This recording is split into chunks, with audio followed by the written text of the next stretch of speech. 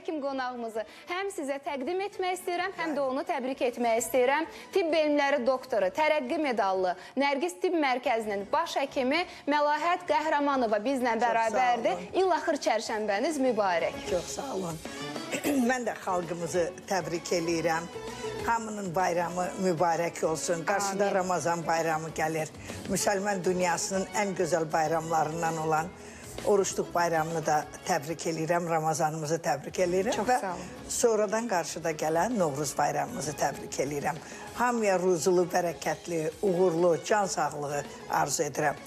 Bugün günə çox gözəlsiz. Çox sağ olun. Görürsünüz ki, milli geyim insana nə qədər ruh verir, nə qədər gözəl göstərir. Doğrudan, insan özünü tamam başqa cür hiss edir. Mən içəri girəndə o qədər xoş aura gördüm. Var olasınız, var ola. Təşəkkür eləyirəm. Elə bugün siz də çox gözəlsiniz. O kəlağayı, o aksesuarlar xüsusi olaraq bizim verilişə rəng qatdığınız üçün, bizim üçün hazırlaşdığınız üçün. Çox sevindim ki, bu günə təsadüf elədi mənim gəlməyim. Var olasınız, minnətdaram. Var olasınız. Nə yaxşı ki, varsınız. Çox gözəlsiniz. Sağ olun, təşəkkür eləyirəm. Elə mən də çox sevindim ki, bu bayram günündə sizinlə həmsöhbət olacağım və bilirəm ki, bizim dəyərli Məlahət xanım öz kollektivi ilə, bilirsiniz ki, 7-24 çalışan həkimlərimizdəndir. Öz pasiyentlərinin etimadını qazanan həkimimizdir və bayramdan dərhal sonra yola düşəcək bölgələrin adını çəkmək istəyirəm. İnanın, Məlahət xanım, biz ötən dəfə Instagram səhifəsində də bir paylaşım etdik sizin səfərlərlə bağlı. Çoxlu suallar gəldi və söylədilər ki, nə yaxşı ki, bizə söylədiniz, biz artıq planlaşdıraq.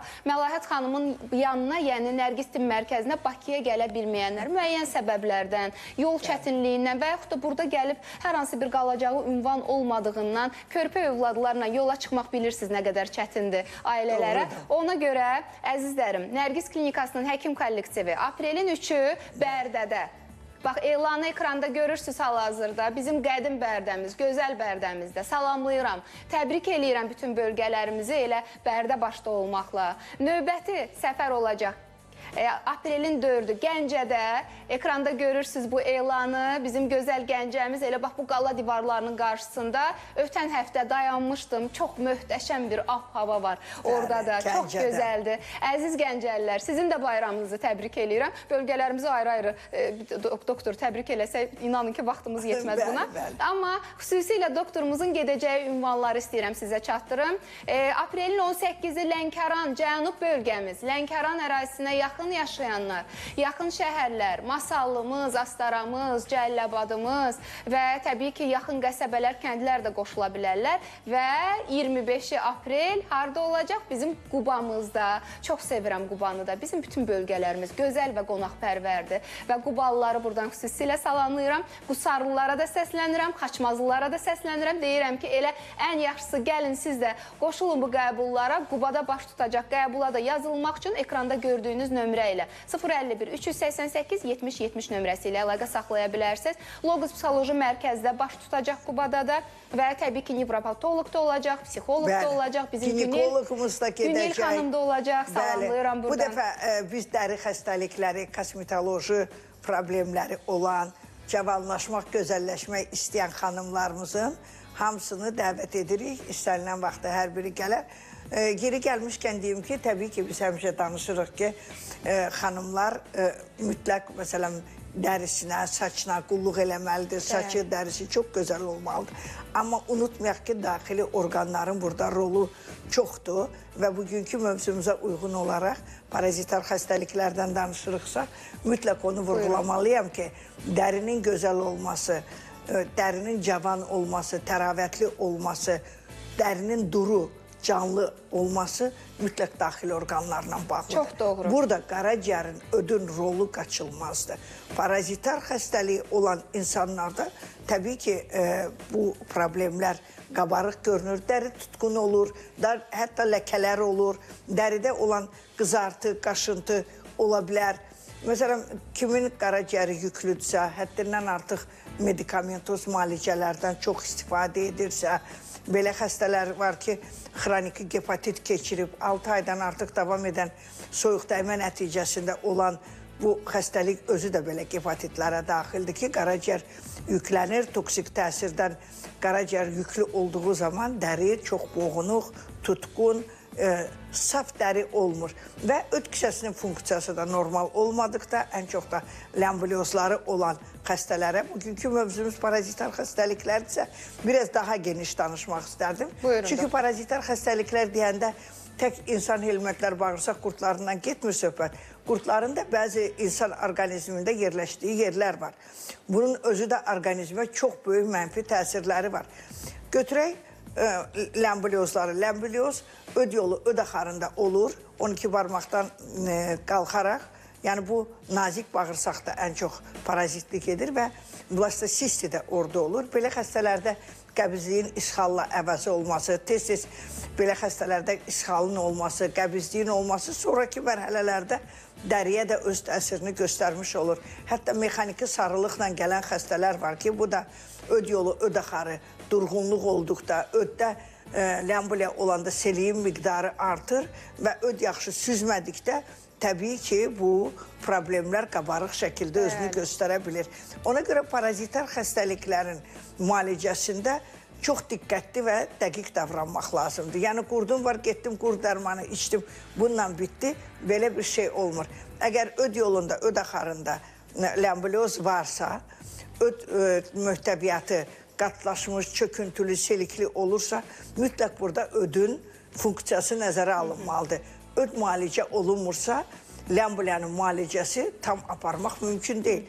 Qurd xəstəliklər dedikdə insanlar fikirləşir ki, 2 dənə tabletkadır, içəcəm, bununla bitdi.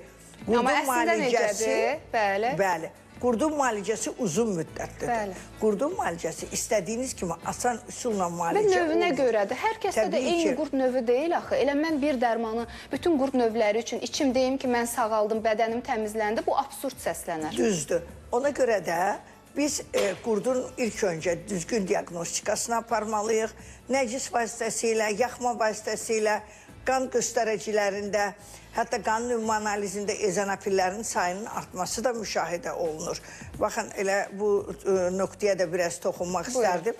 Bəzən həkimlər deyir ki, qanda qurdun təyini önəmli deyil. Yəni, mütləq nəcisdə olmalıdır. Nəcisdə xəstə gözündən görür, 5 dəfə verir, qurd çıxmaya bilər. Amma qan göstəricisini biz qanın ümumi analizində eozinofillərdə qanın eozinofilin miqdarının artıq olması nəyin göstəricisidir? Allergik həssaslığın artması, qurdun olması, bəs nəyə görə qan reaktivinin düzgün olmamasını deyirlər? O düzgün fikir deyil. Qanda antitel yüksəlirsə, demək orada parazitdən şübhələnmək olar. Necə eozinofillər kimi qan qurd reaktivli, qurda müayinə olunan reaktivlərdə onların da öz yeri var. Bundan başqa orqanizmdə olan parazitlər orqanizmin bütün bölgələrində ola bilər. Ürəkdən tutmuş, beyindən tutmuş, göz dibindən tutmuş, bütün bədənin istənilən nahiyəsində məskunlaşa bilər. Əgər qurd çırpəsi varsa, o qanla devr eləyir və harada özünə limfalarda, istər ürək damar sistemində, istər beyində, istər mədə-bağırsaq sistemində, istər qida borusunda, öd yollarında, öd axarında da olması mümkündür. Dəfələrlə olub ki, endoskopik müayinə eləmişik. Endoskopik müayinə zamanı həmin mədə divarında həmin parazitlərin olduğunu bizdə kadrlarda var. Biraz gətirib gərək arada onları da göstərək ki. Var, bu kadrlarımız var. Burada həmin parazitin olmağı orada qurdu göstərir. Enterobiyoz olsun, angilistoma olsun. Angilistoma adətən qida borusunda olur. Ondan başqa angilistoma qurdu biraz soxulcana bənzər qurddur. Yəni bu qurd növləri ki var, bunlar siz demişkən müəyyən orqanizmin müəyyən hissələrində yerləşə bilər. Və bu da orqanizmə böyük fəsadları və zərəri var. Belə xəstələrdə, məsələn, askaridi olan, angilistoması olan xəstələrdə boğulma aktı daha çox olur. Boğulma, sinir sistemində boğulmalar daha çox müşahidə olunur və belə parazitlərin belə növü var ki, məsələn, askaritlər ağız boşluğuna qədər gəlib qayıda bilir və belə olduğu halda gecə boğulma, tutma şəkilli də ola bilər. Öskürək də ola bilər. Doktor, bəzən uzun müddətli öskürək. Askaritdə, bəli, səbəbsiz öskürəklər. Məsələn, uzun müddət xəstə bəlğəm gətirici istifadə eləyir.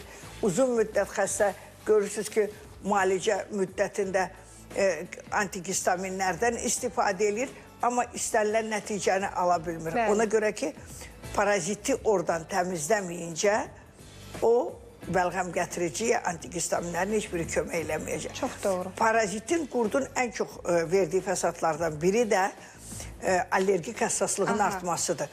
Allergik həssaslığın artmasında övrələrdə parazitlərin birbaşa rolu var. Çünki qaraciyərə ötürülən toksik təsir belə olduğu halda təbii ki, qaraciyərdə yüklənir. Bəzən belə xəstələrdə allergik həssaslığın artmasında helikobakteri, o da parazitin bir növüdür ki, helikobakteri özü də o qıcığı yarada bilir. Belə olan xəstələri mütləq dəqiq müayinəsi lazımdır.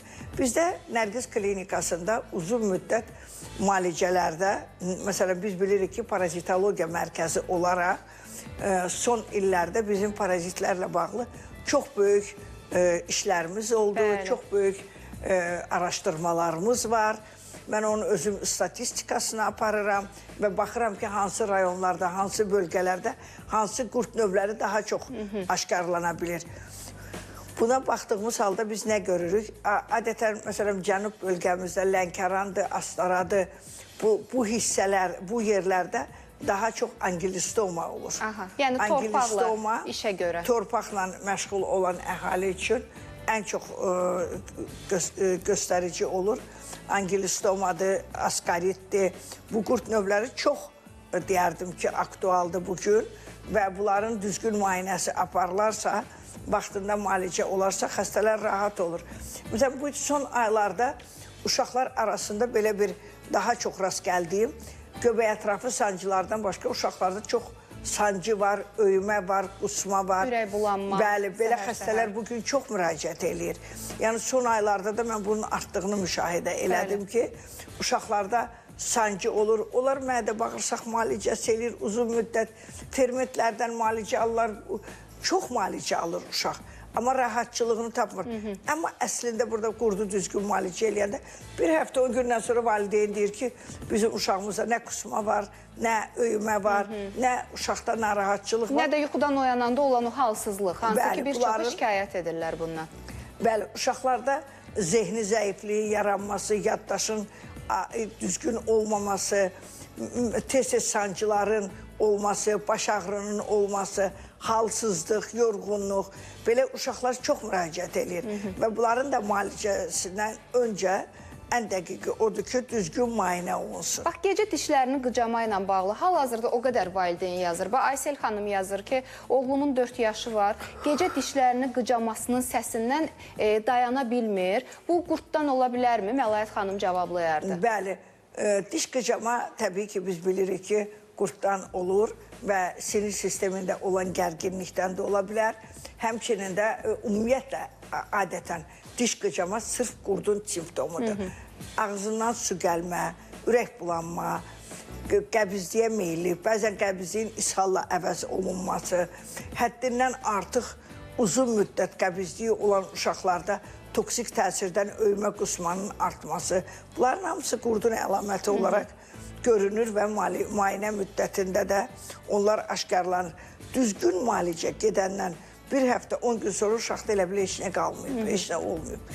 Yəni, bunu düzgün diaqnoz və düzgün dəqiq müayinə olunub, müalicə olmaq çox rahatdır. Doktor, bir də maraqlı bir sual yazıb Rəna xanım. Hal-hazırda deyir, izləyirəm sizi, xoş sözlər yazıb, bayramımızı təbrik eləyir. Biz də sizi təbrik eləyirik. İlaxır çərşənbəniz mübarək. Elə Rəna xanımın timsalında bütün izləyicilərimizi təbrik edirik. Bax, deyir ki, məndə həddindən artıq şirniyyata meyil var. Bu, parazit əlaməti ola bilərmi? Özümdə parazitdən şübhələnirəm. Yəni, bilirik ki, qurdlar təkcə uşaqlarda olmur ki, böyüklərdə də ola bilir. Bəli, böyüklərdə indi daha çoxdur. Şirniyyata meyillilik ən çox ləmbulyozu olan insanlarda daha çox meyilli olurlar. Daha çox onda Bakıda elə, Bakıdan yazır Rəna xanım. Sizdən bilirik artıq o statistikanı bizə söyləmişsiniz. O statistika odur ki, kənd sularından istifadə edən əhalidə daha çox ləmbulya ola bilir. Və bir də onu qeyd edək ki, əgər şirniyyata meyillidirsə, məsələn, uşaqlar gətirirlər, uşaqlar qətiyyən ət yemir. Ətdən imtina edir, ətin iyi gələndə ürəyi bulanır, özünü narahat hiss edir. Maşına mindi, ürək bulanma, qusma olur, narahatçılıq olur. Adətən bu elə həmin ləmbulyanın əlaməti də ola bilir. Ləmbulyası olan uşaqlar əksəriyyəti ətdən imtina edir. Ət yeməyə heç həvəsləri olmur.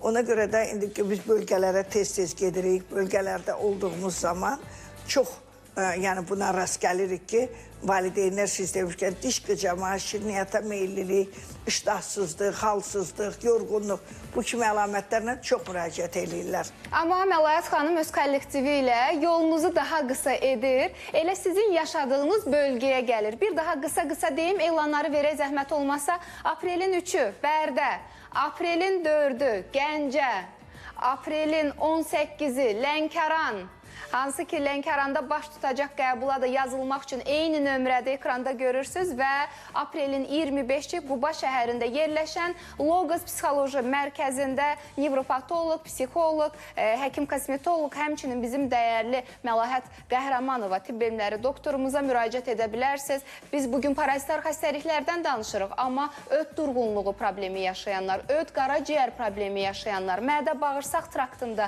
problemi olanlar, həmçinin dəri və saç tökülməsindən əziyyət çəkənlər də yazıla bilərlər, qoşula bilərlər və uşaq, belə deyim də, uşaqların valideynləri çox narahatdırlar. Hal-hazırda bir valideyn yazır ki, övladımda diqqət dağınıqlığı var, müəllim deyir ki, başı var, amma oxumur. Bax, bu uşaqlar, uşaq psixoloqu, uşaq nevroloqu da orada olacaq, gec danışan uşaqlar. Daha sonra uşaqlarda bu yaşlarda kifoz, lardoz, skalyozdan, belə deyim də, yaranan problemlər varsa, gözlə görünürsə, valideynlər artıq şübhə edirlərsə, bax, bu cür uşaqları da bu qəbula yazdıra bilərsiniz. 051-388-70-70 bayramdan dərhal sonra doktorumuz və onun gözəl kollektivi bölgələrimizdə olacaq və dediyim kimi sizin yolunuzu qısaldacaq, daha rahat edəcək. Əlavə xərc çəkmədən qəbullara yazıla bilərsiniz.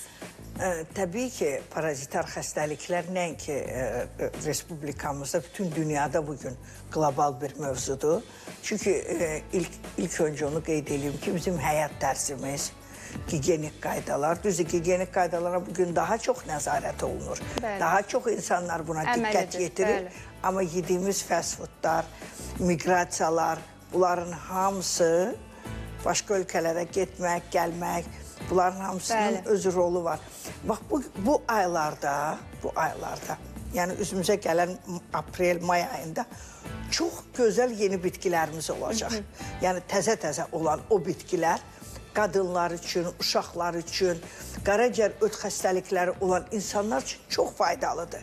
Və o bitkilərdən təzə-təzə istifadə etmək üçün qısa bir rubrika eləyim sizə. Nə gözəl, çox olar. Çox gözəl olar eşitmək. Qısa eləmək istədim. Niyə?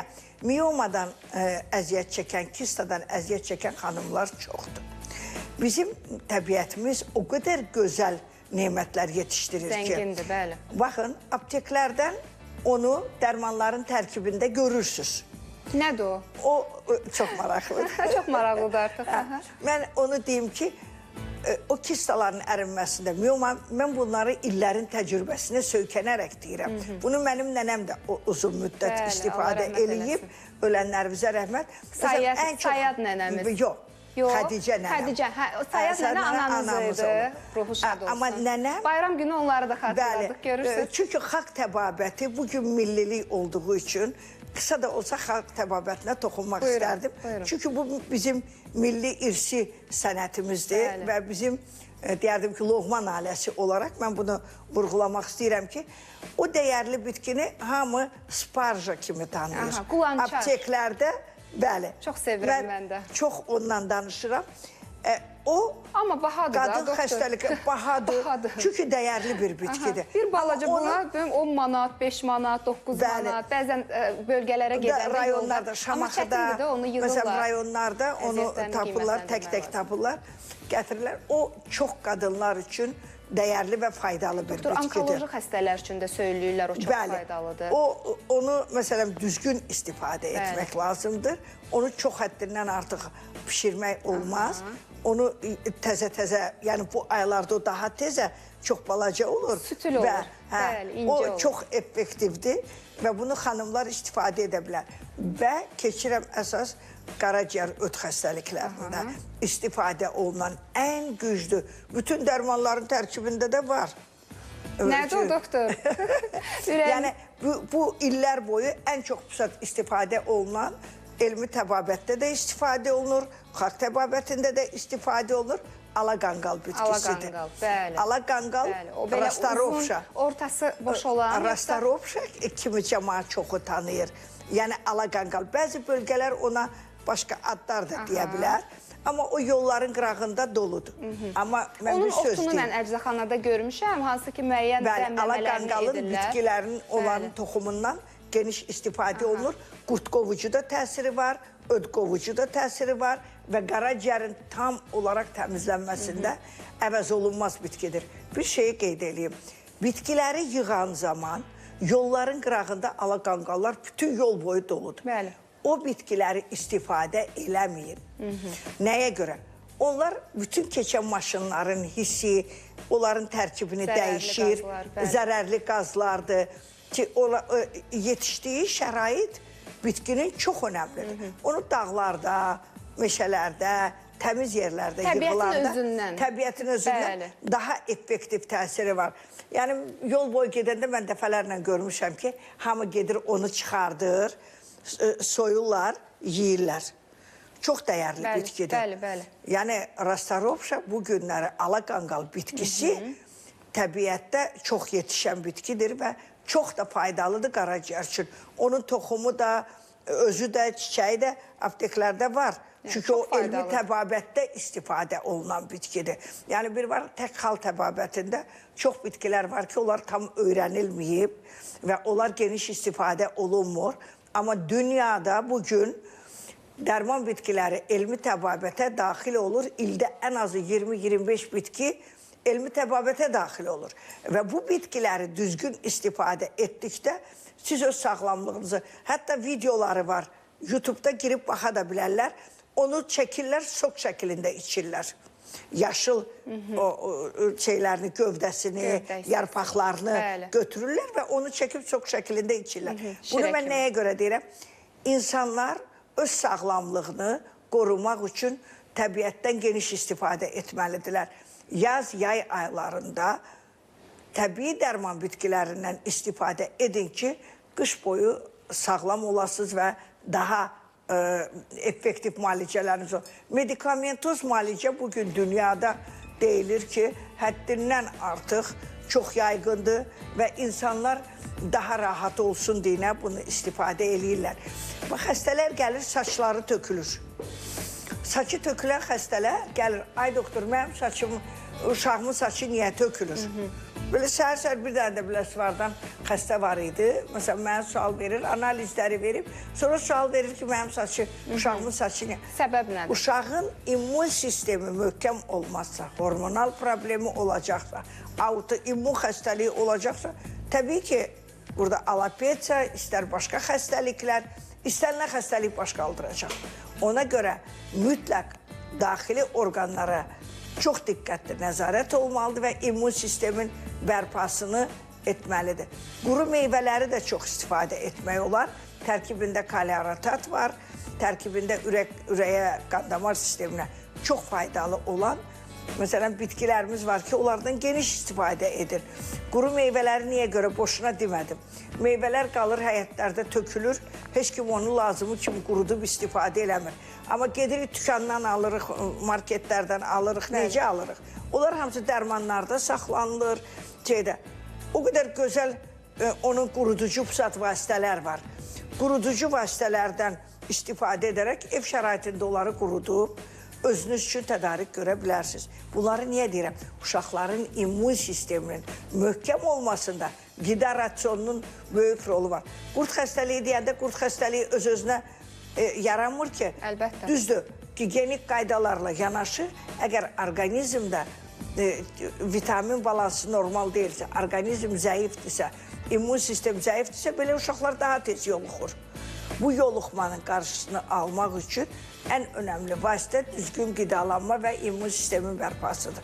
O qədər gözəl, belə deyim, faydalı məsləhətlər verirsiniz ki, və doktorumuzun verdiyi məsləhətlərlə heç bir dərmansız tam sağlam olmaq mümkündür. Amma yox, artıq problem varsa və bu mütləq müalicə olunmalıdırsa, o zaman işinin peşəkarlarına müraciət edin. Hal-hazırda tibb elmləri doktoru, tərəqqi medallı Nərgiz Tibb Mərkəzinin baş həkimi Məlahət Qəhrəmanova bizlə bərabərdir. Mən istəyirəm elanları bir daha vurğulayım son olaraq. Çünki çox sual gəlir hal-hazırda bölgələrimizdən. Nərgiz klinikasının həkim kollektivi aprelin 3-ü gəlsin ekranlarımıza zəhmət olmasa Bərdə, aprelin 4-ü Gəncə, aprelin 18-i Lənkəran, aprelin 25-i isə Quba şəhərində yerləşən Logos Psixoloji Mərkəzində qəbul keçirəcək. Qəbula yazılmaq üçün 051 388 70 70 nömrəsi aktivdir. Həftə içi hər gün isə dəyərli həkimimizin və onun həkim kollektivinin qəbuluna yazılmaq üçün Nərgiz Tibb Mərkəzinə yollana bilərsiniz. Düz TQDK-nın yanında